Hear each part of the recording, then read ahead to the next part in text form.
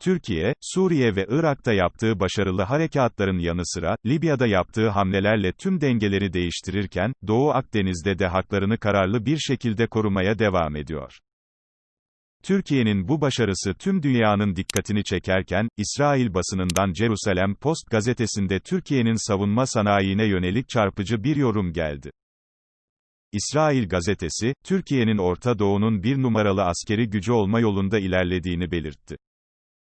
Gazete, Türkiye'nin savunma sanayinde attığı adımları yazdığı haberinde, özellikle sıvı yakıtlı roket motoru çalışmaları ve Bayraktar silahlı insansız hava araçlarının başarılarından bahsetti. Türkiye tarafından geliştirilen güdümlü silah teknolojilerine ve sıvı yakıtlı roket motoru çalışmalarına işaret edilen haberde, bu yöntem ile Türkiye'nin savunma sanayinde dışa bağımlılıktan kurtulmayı amaçladığı yazıldı.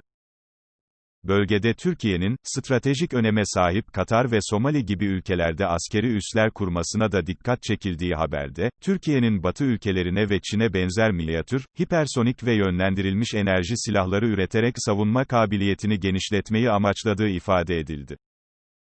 Türkiye'nin insansız hava aracı teknolojisinde bir dünya markası haline geldiğine özellikle vurgu yapan İsrail gazetesi, Bayraktar silahlı insansız hava araçlarının başarısına işaret ederek Irak, Suriye ve Libya'da silahlı insansız hava araçlarının etkili bir biçimde kullanılmasına da dikkat çekti. Öte yandan Türkiye'ye karşı düşmanca tavır sergileyen ve her taşın altından çıkmaya başlayan Fransa Cumhurbaşkanı Macron, haddini aşan açıklamalar yapmaya devam ediyor. Doğu Akdeniz'deki etki alanını genişletmek isteyen Macron, Avrupa'nın bir bütün olarak Türkiye konusundaki tutumunda daha net ve daha birleşik bir pozisyonda olması gerektiğini vurguladı. Macron, biz, Avrupalılar olarak, Erdoğan'a karşı katı ve güçlü olmalıyız. Tansiyonu yükseltmekten kaçınmak istiyoruz ancak Türkiye bazı alanlardaki niyetlerini netleştirmeli. Avrupa bir bütün olarak Türkiye ile ilgili daha net ve daha birleşik bir pozisyonda olmalı dedi. Macron'un bu açıklamalarına Ömer Çelik sert tepki gösterdi. Çelik, Macron'un haddi aşan sözlerini sert şekilde eleştirerek, sömürgecilerin eski ve ahlaksız bir oyunudur bu.